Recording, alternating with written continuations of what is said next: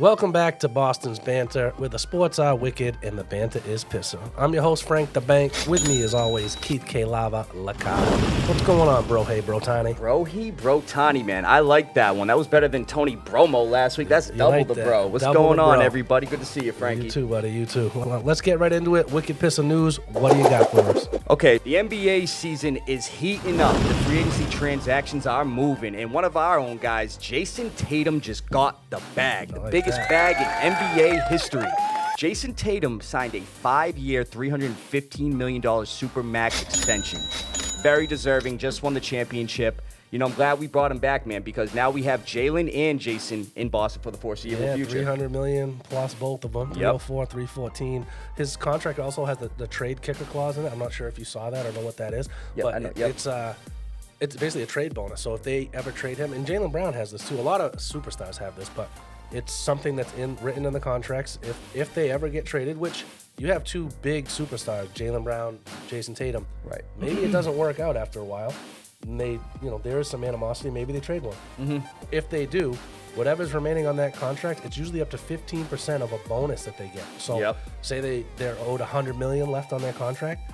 $15 million in their pocket. Just getting traded. Just for getting traded. So let's hope that doesn't happen. Exactly. Let's win a bunch more. At least for the foreseeable future. We saw it happen to the likes of Paul Pierce. But yeah, I want to keep these guys around for a bit, Frankie. Let's do it. And also, we brought back another one of our own guys. Derek White signed a 4-year, $126 million extension. Glad we brought him back as well. You know, when we acquired him from the Spurs, he wasn't really a household name. But, I mean, for bringing him in and what we had to trade to get rid of him, I believe it was like Romeo Langford and a few picks. Yeah, I thought it was obviously it's a great Brad acquisition. Stevens is a genius, man. He's all have been saying that. Amazing. And he should have been the GM the whole time. Loved what Danny did for us back in the day, but Brad is making some great moves. It's crazy. He just the whole starting five is back from the championship team. And that's what we needed. So they're all back. Let's run it back. And like you said, bringing them all back, we also brought back Luke Cornett, Xavier Tillman, and Neemias Quetta. So we'll see how those guys. Luke Cornett, I love that we brought him back. Those contested shots he does, man, so he funny. Jumps from jumps 25 feet away. Right, his arms are like 25 so feet long. in the air, He's man. so I love it. But yeah, I'm glad we brought those guys back. And like I said, though, the NBA free agency is still going. Yep. So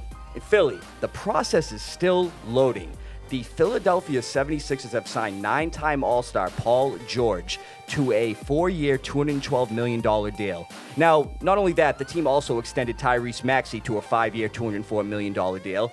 So, Frank, my only thing with this is, and I'm not taking anything away from Paul George. I know he's a great player, like it just said, 9-time All-Star. I like him. But I've noticed with Philly, now, obviously Joel Embiid, trust the process. The process has had Jimmy Butler, James Harden, now we got Paul George. And in my opinion, again, we saw with Paul George how he had the debacle in LA last year with Kawhi Leonard. Yep. They really couldn't get things going. Either they were injured, it just was inconsistent play. I don't know how he's going to do in Philly. I'll be honest with you. It seems like they're getting desperate. I mean, what do you think of this, Frank? I like the trade. Actually, and Vegas likes the trade a lot, too. They actually moved up to the second best odds at 8-1 to win the championship.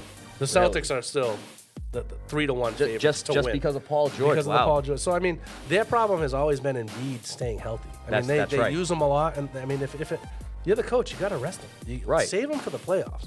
He's very versatile for what he brings to the table, dude. Unbelievable. Rebounding, shooting, You cannot blocking. guard this guy no matter what. He's huge. And those injuries are the only thing slowing him down. That's what it is every year. So I think it's great. I mean, like I said, they just jumped to 8-1. They're tied with OKC for second best odds to win. I did not know that. OKC, huh? Yeah. Wow, they're getting some love, man. Being number one in the West last year really did it for They made them. a couple good signings, too. They traded for Caruso, so, they have few different things going on in OKC. Plus, they played real well last year. So, yeah, they're 8-1 in Vegas. We'll see how Philly and OKC do. But, I mean, let's talk about the team that lost in the finals to the Celtics, Frank, the Dallas Mavericks. I like it. Now, this guy they signed, he was with one team for a long time, 13 seasons to be exact. The Mavericks have signed Klay Thompson to a 3-year, $50 million deal, ending his 13-year tenure with the Golden State Warriors. Now, during his 13 years here, we all know, 4-time champ, 5-time All-Star. It seemed like him and Steph were going to retire, go off in the sunset of Splash Brothers. But unfortunately, it seemed last season, Klay Thompson was, quote-unquote, miserable with how everything was going in Golden State. Literally, they said he was miserable, and he even told Steph Curry, I read a report on this, do not help. He's like, if I got to go, I got to go. And Draymond, actually, when he heard the news, he said he cried. It is. I mean, it is going to be different to see him in a different uniform. And again, going back to the Vegas odds, They jumped up from wherever they were. I think they were 12-1 to 10-1. So they're like 4th or 5th. So I mean, Celtics are 3-1 odds. OKC and 76ers 8-1 odds to win. The Knicks are right there at plus 825, and then Denver at plus 875, and then right there is the Mavericks 10-1 after the signing. So to win the championship. So those are the Vegas odds right now. They could have used him last year, man. And again, obviously, glad they didn't have him last year. But think about what Luka and Kyrie could have been distributing the ball. They're both getting covered heavily. You got Klay sitting on the wing, man. Well, that's what I mean. If you have an outside shooter like on a team like that, right, that can, you have to respect that whole shot. new ball game. It wouldn't have been a 5-game It's a great series. signing for them. Very big signing. It's Very good signing for them. Yeah. But and I go back to Klay real quick, Frank. His last game with the Warriors against the Kings was actually to get them into the playoffs. Mm-hmm. He scored 0 points. Oh, yeah. 0 for 10 shooting and 0 for 6 threes. Yeah, it was bad. I think that had to play a role in why he left as well. He was obviously just not happy with the situation. Bad taste in everybody's mouth to end the season like that. Yeah, absolutely. And moving on to some more NBA news. The Warriors, the team we just talked about losing Klay Thompson, they acquired Buddy Hield in a sign and trade with the 76ers. Now, Hield will sign a 2-year, $21 million deal.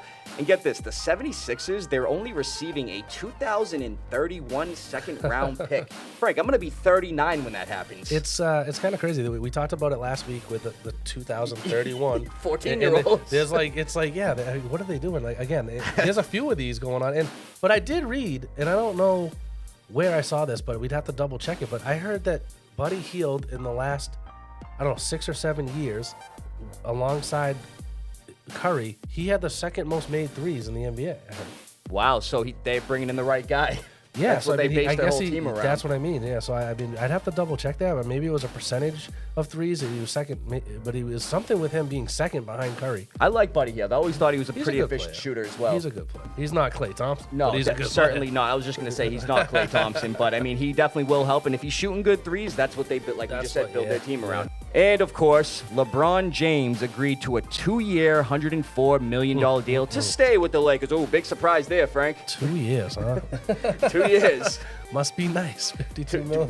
Right. But we all know why he stayed there. We talked about it last week. Bronny's on the team. And actually, Bronny just signed his deal as well. He signed a 4-year, $7.9 million deal with the Lakers. Now, they're saying they expect him to spend the majority of the time with the G League affiliate, the South Bay Lakers. And you know what's something else I read about LeBron's contract?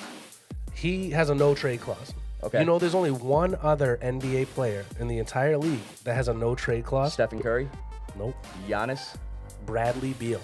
Bradley Beal? There's the only 2 players in the NBA currently with a no-trade clause are Bradley Beal and LeBron James. Wow. Which is kind of crazy. But, wow. Interestingly enough, Bronny's deal does not have a no-trade clause. So if you want to get around it, trade his son, and LeBron will give you LeBron too. Then he'd have to waive his no-trade clause to stay with his son. Yeah, man. I feel like funny. LeBron's planning to probably just spend the rest of his career in L.A., and obviously Bronny being there, he's going to train his son. It all works out great. It's great, and I'm pretty sure there's an option, again, moving forward on the 3rd year, possibly, and then if Bryce comes out in a couple of years like we talked about, man, maybe he'll get them all together. You know what I mean? Bryce standing at 6'6", man, he's going to be a pretty good prospect. And nothing against Bronny, but I think he's actually going to be a better prospect. Well, yeah, Bronny averaged like 4 points a game. I mean, there was people on his team that had 16, 17 points. I saw it. One of them went undrafted. And they didn't even get drafted. Yes, so, I saw that.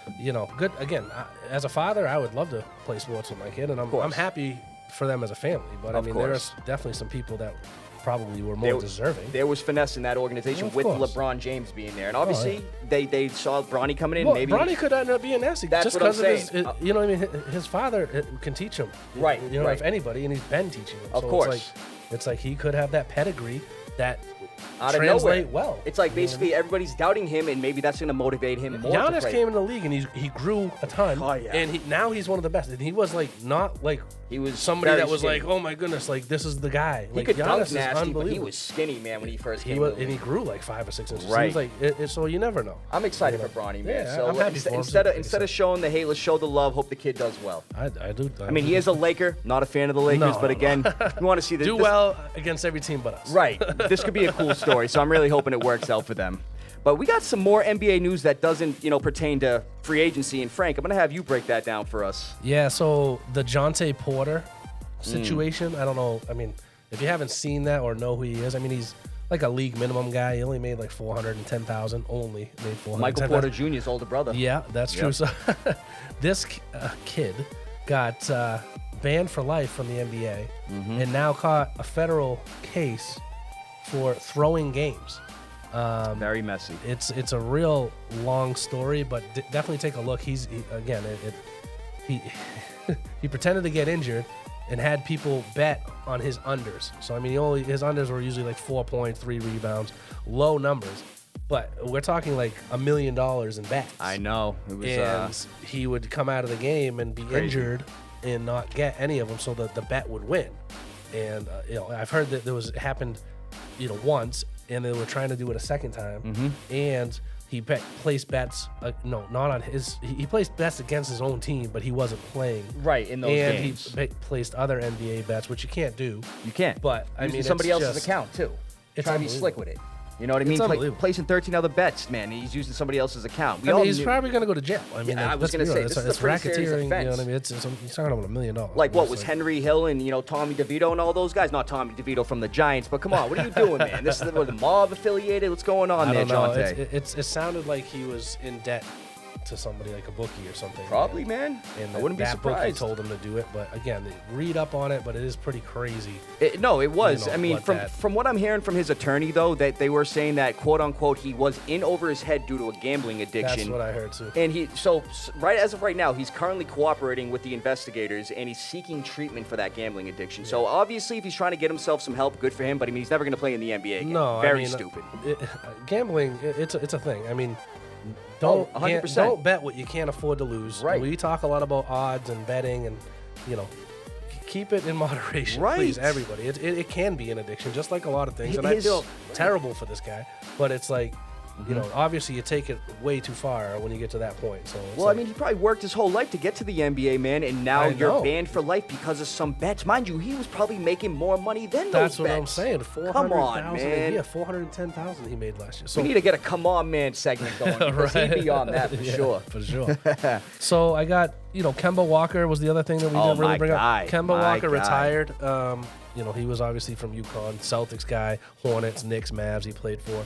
I heard he was signing on as an assistant coach. He is. He rejoined the Hornets as part of their coaching staff. So he just retired this week. So I think you had a joke about the Walker. Oh yeah. So it was funny when he signed with the Boston Celtics. Number 8 Walker. I told everybody, man, I got 2 for 1 because we had a guy named Antoine Walker who was also number 8. So it worked out great. I mean, obviously we didn't have Kemba for much. I think we had him for a season and a half, maybe 2 seasons. It wasn't very long. But yeah, it was great. I told everybody like, oh, is that a Kemba jersey? I'm like, nah, it's an Antoine Walker jersey. Come on, man. But yeah, I liked Kemba a lot, man. And you know what's funny too, man, is back in the March Madness of 2011. Yep. That step back he had against Pittsburgh to hit that buzzer beater was to this day the filthiest step back I've ever seen in my life. He dropped the dude, nothing but net. And to this day, I was just watching the replay earlier. Every time I watch it, I get goosebumps. Cardiac Kemba, as they called him. Yeah, that's right. I liked him. I always liked him. We got some NHL free agency stuff. I'm going to talk about the Predators first, though. The Predators went out and did some things. They signed 3 or 4 really good guys, but 2 in particular, 2 40-plus goal scorers this past year. Steven Stamkos, who has played 16 years for the Tampa Bay Lightning. The Tampa Bay, yeah. So Number 1 pick in 08. Kid's an animal. Yep. And then they signed Jonathan Marchessault from Vegas Golden Knights, who won the Conn Smythe a couple years ago when they won the Cup. So they just added. So Marchessault had 42 goals last year. Stamkos had 40. Okay, 41 assists for Stamkos, 27 assists for Marchessault. So good start to the offseason. That is an amazing start. Oh yeah. So I mean, their odds obviously jumped for Stanley Cup, but the Bruins made a couple of pretty cool additions too. We signed some lower end guys, but we actually signed a couple guys that I really like. This weirdly enough, both the guys played last year. They played for Calgary.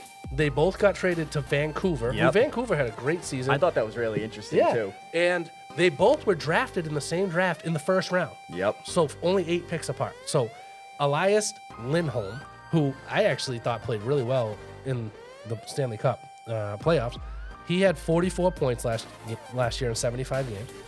Great addition, good guy. He was drafted 5th overall in 2013. Oh, okay. Okay. So then we have, I want to read you what he said in his post, in his press conference rather. When Boston came into the picture, it was kind of an easy decision. I think being a Bruin is a dream. A lot of history, a lot of great players. I think they're right there. They gave Florida a pretty good matchup. And he goes on to say other great things, but just I love that. Yeah, No, definitely. That's high praise. An organization he never even played for. He's not even from here. So awesome, man. I love like to hear that. And then the next guy they got is Nikita Zadorov. So this kid is 6'6", 250. And what have I been saying with the Bruins? They need a big banger defenseman, right? Right. This kid, again, drafted in 2013, 16th overall. So they were 11 picks apart. They both played for Calgary last year. They both played for Vancouver. Now they're both on the Bruins. They got some chemistry. It's pretty cool. Right. But what I like about this guy, and I was watching, obviously he's big, he's awesome, but he was talking about, because his last name starts with Z, we had Big Z, Zdeno. Big Z, that's right. Yep. So he came out in his press conference and said, don't call me Big Z. You guys already had Big Z, and much respect to Zdeno. He gave a lot of respect to Zdeno. Awesome. So, Love we got to that. come up with a nickname for him, like the second coming of Z, or what do you want, Big Z Jr.? World War Z 2? Yeah, so this kid, I love his attitude too, and he is a great addition. No, I liked both those signings as well. I wasn't too familiar with both of those guys, but I liked seeing that they were both on two of the same teams last year, and now they're with the Bruins again. So those guys are clearly familiar with each other, and I'm hoping the chemistry moves over to Boston, helps us out next season. I think that was a great move, honestly. So yeah, I love it, man. We're gonna move on to the Foxboro focus. We really don't have much to talk about this week on that, so why don't you just give me what you got? Yeah, not much went on this week with the Patriots. We're slowly getting to training camp. Preseason will be here within a month and a half. But the Patriots reached an extension with linebacker Jelani Tavai, 3 years, $15 million.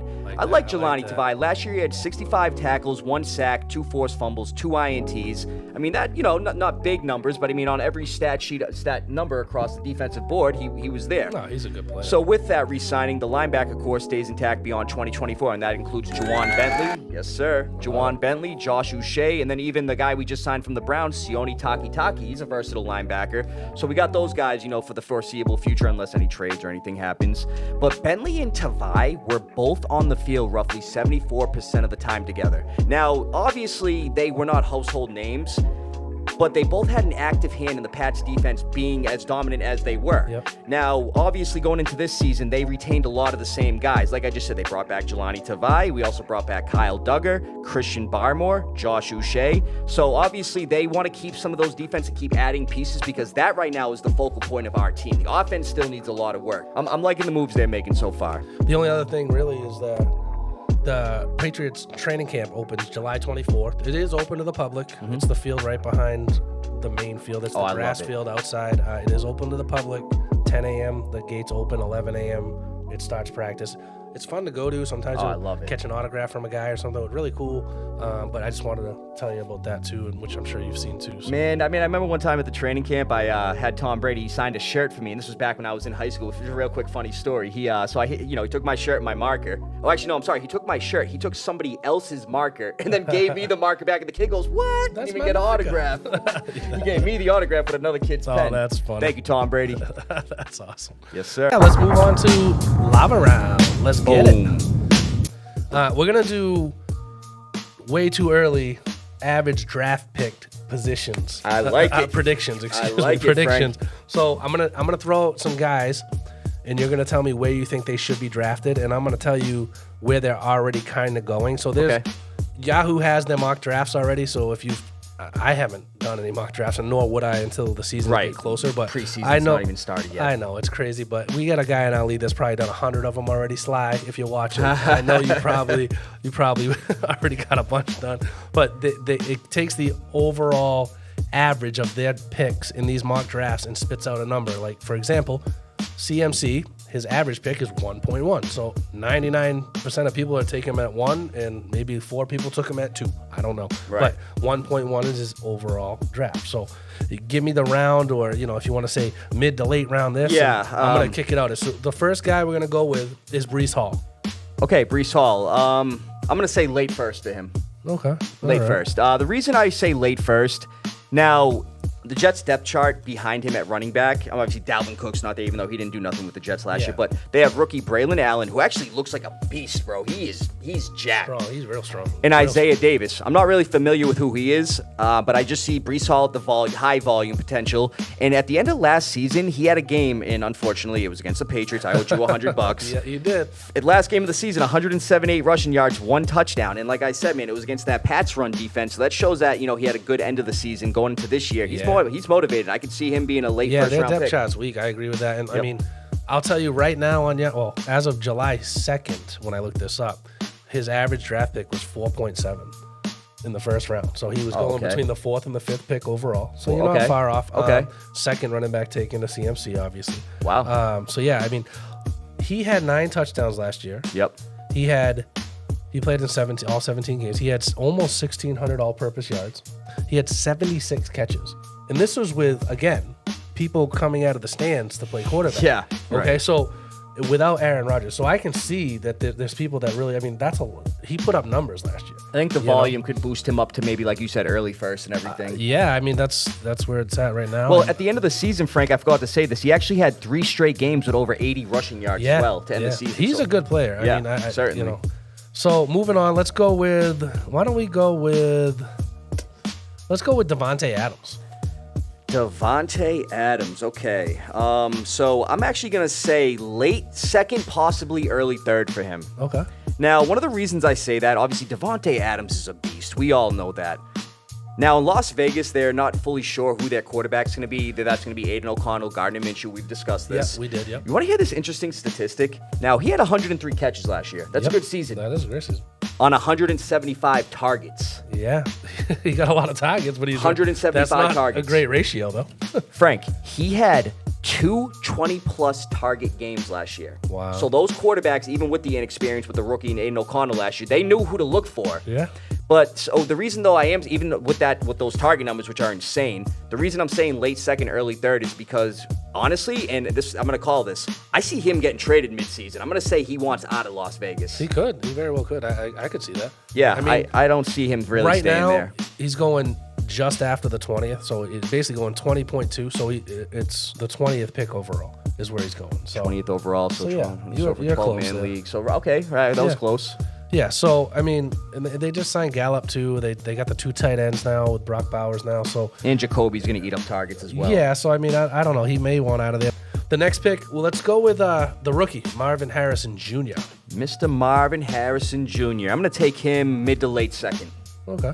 Mid to late second. He's going 17.8. He's going before Davante Adams. Okay. And you're pretty close again. Okay. The 17th pick, so he's going right in the mid. If it's a 12-team league, you're going middle of the second round. Well, I mean, and he is a rookie. Obviously, we still got to see what he can do on the field. Nothing's given just because that's Marvin Harrison's son. Yep. But as a rookie, let's face it, he's the biggest name on that receiver depth chart for the Cardinals. Other than that, they have Zay Jones, Michael Wilson, Chris Moore, and Greg Dortch. So, again, very high volume potential with Kyler Murray, who loves running around. He's going to be looking for his main guy. So, I think they should be playing from behind mid to late second, and then I think by next season, if he has a good year, he could potentially be a first-round pick. Yeah.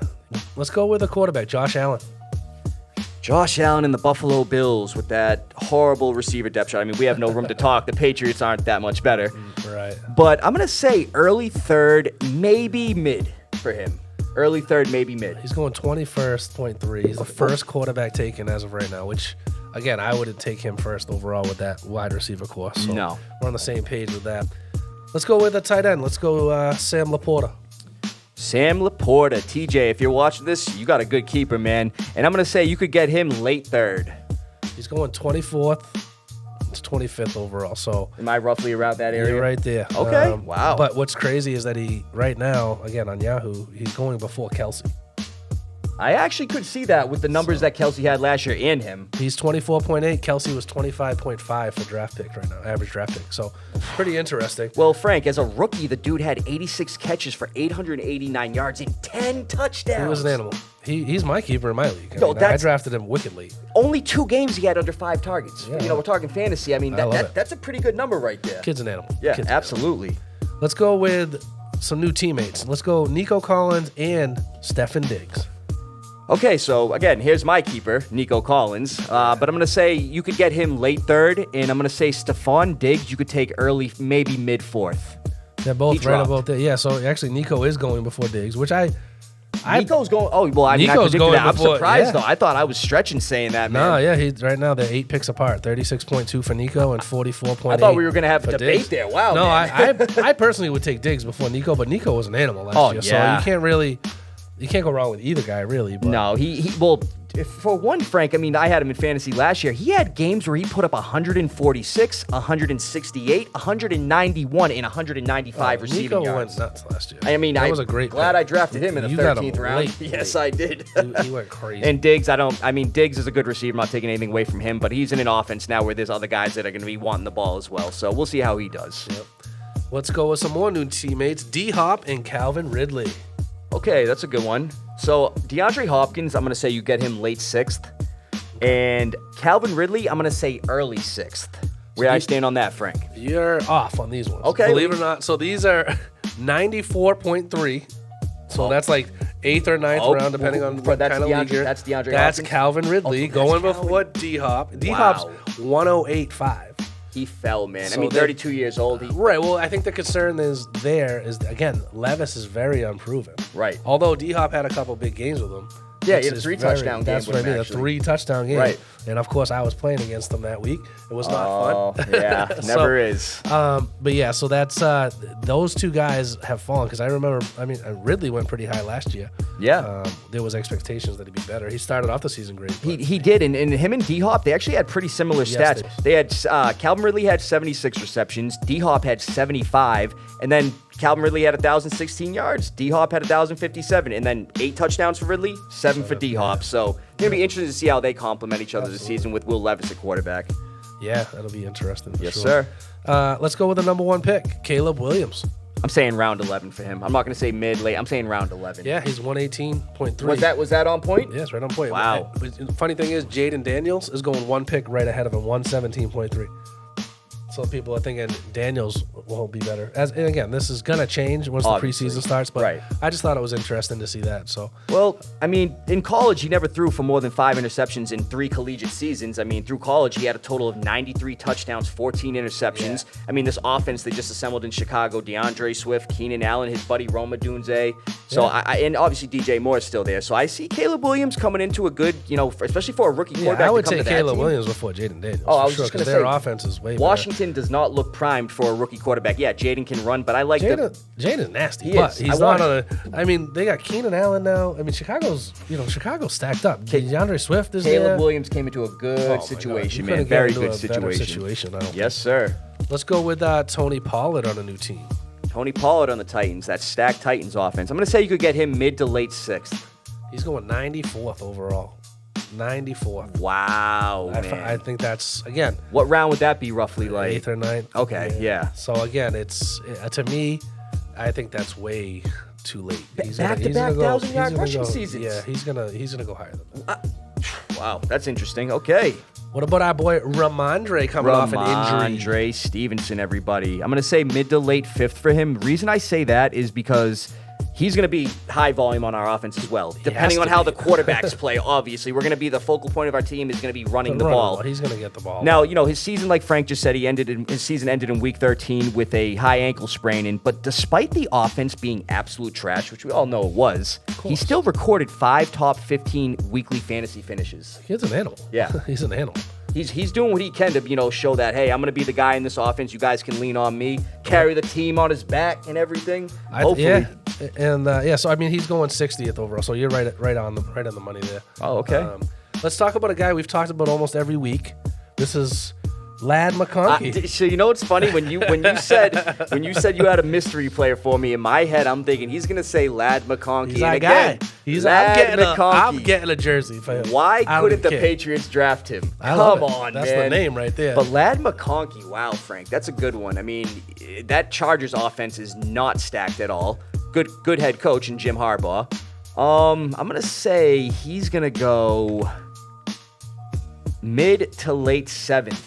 He's going later than that. He's in the 10th or 11th, but he's at like a 118. So, but he's getting drafted. I mean, they don't have much. So I mean, Well, take a shot late with him and hope he pans out. A lot of analysts predict him to have a 1,000-yard receiving season his rookie year. Yeah, I mean Palmer, right, and then him. Joshua Palmer, Gus Edwards, and J.K. Dobbins at running back. I'm not sure who their tight end is, but yeah, that offense is not looking good. They're Jim Harbaugh is going to be going back to college very soon if they don't stack that offense. He went into a bad situation. And I'm not a fan of Justin Herbert either, so I don't care that they have him. So that's my opinion on that. Well, I hope McConkey goes crazy. So I do too. I like the name. McConkey. Lad McConkey for MVP, everybody.